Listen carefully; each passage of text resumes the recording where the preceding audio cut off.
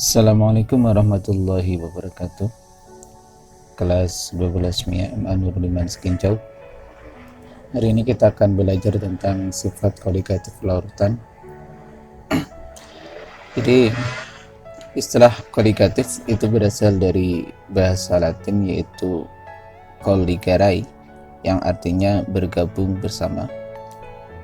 Kalau dalam bahasa kimia, sifat koligatif larutan itu adalah suatu sifat larutan yang tergantung pada jumlah partikel zat terlarut dan tidak tergantung pada sifat zat terlarut tersebut. Jadi nanti kita harus memahami apa sih yang namanya zat terlarut dan apa yang namanya zat pelarut. Jadi kalau dalam suatu wadah gitu ya, dalam suatu wadah kimia, kemudian saya ibaratkan ada sebuah air gula gitu ya, maka gulanya itu dinamakan zat terlarut gitu ya, sedangkan airnya itu dia namakan zat pelarut. Jadi yang titik-titik ini kita anggap sebagai zat terlarut atau saya buat CT, kemudian ada nanti yang airnya menjadi zat pelarut atau saya buat menjadi ZP. Oke, itu. Kemudian ada berapa sifat koligatif larutan itu? Jadi sifat koligatif larutan itu ada 4. Yang pertama nanti ada penurunan tekanan uap larutan jenuh, kemudian ada penurunan titik beku, dan juga ada kenaikan titik didih, kemudian ada tekanan osmotik. Jadi sifat koligatif larutan itu hanya berkisar pada 4 hal ini. Dia tidak lebih dari ini. Jadi ya kita hanya akan membahas penurunan tekanan uap, kemudian penurunan titik beku, kenaikan titik didih, dan tekanan osmotik. Nanti juga dipelajari juga fungsi atau manfaat setiap hari. Contohnya adalah pada radiator mesin mobil untuk untuk mendinginkan mesin, maka dia nanti menggunakan penurunan titik beku gitu ya. Oke. Yang selanjutnya sebelum kita membahas sifat koligatif larutan, kita membahas dulu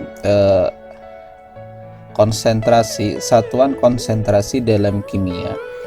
Salah satunya nanti ada yang namanya molaritas. Jadi molaritas itu adalah salah satu cara menyatakan konsentrasi atau kepekatan larutan ya.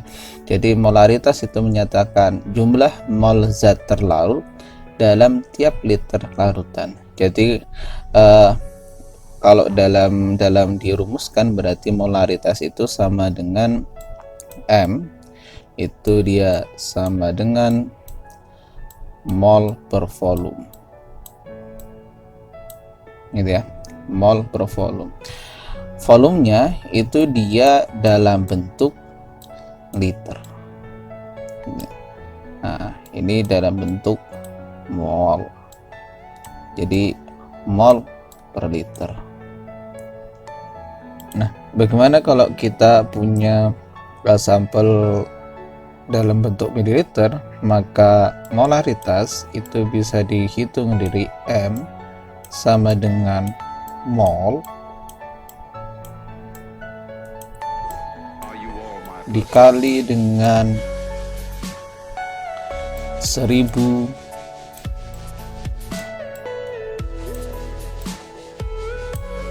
per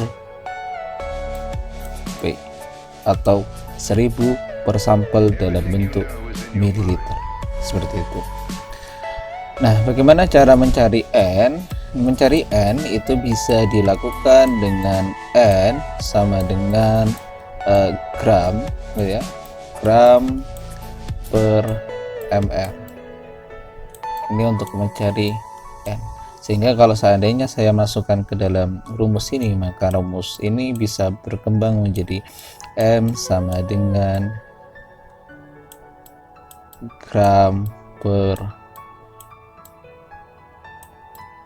mr dikali dengan 1000 per P. Oke.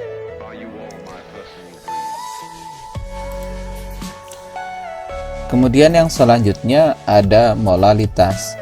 Molalitas itu menyatakan jumlah mol zat terlarut dalam 1000 gram pelarut.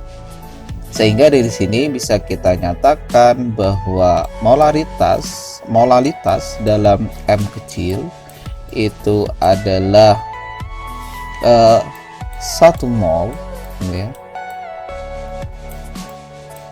per kg di dalam 1 mol zat di dalam 1 kilogram zat. Sehingga molaritas ini dia adalah kebalikan daripada molaritas. Kalau molaritas itu dia dalam bentuk liter atau dia dalam bentuk volume, maka molaritas itu dia dalam bentuk massa atau dalam bentuk gram atau kilogram, seperti itu.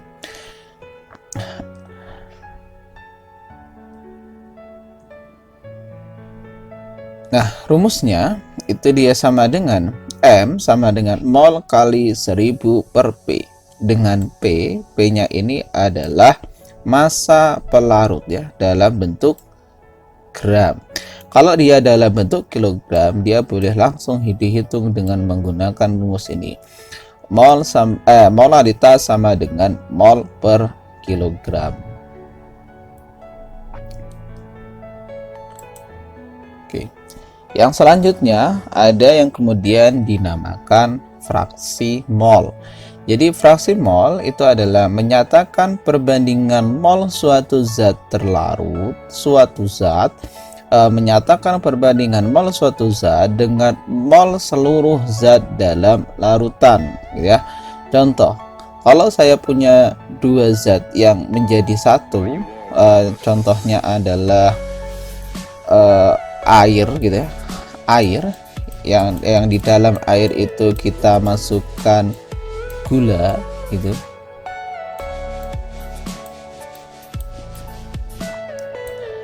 Maka yang dikatakan fraksi mol gula,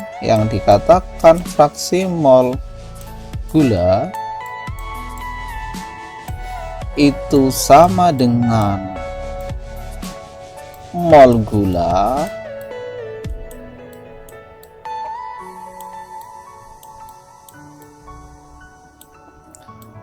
per mol gula ditambah dengan mol air.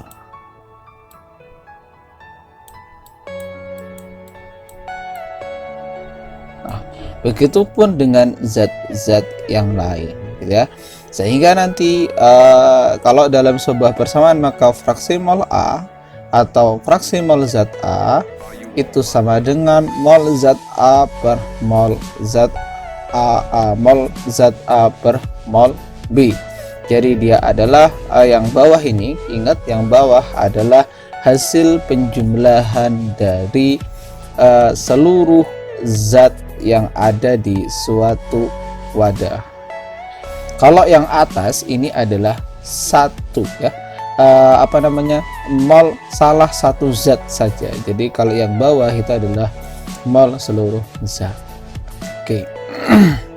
Nah, kemudian ini jumlah fraksi mol seluruh zat dalam larutan adalah 1. Jadi kalau saya punya campuran air dengan gula, maka fraksi mol totalnya XA plus XB itu sama dengan 1.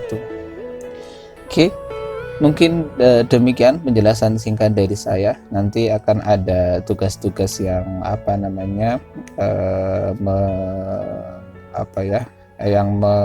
mengikuti daripada materi ini.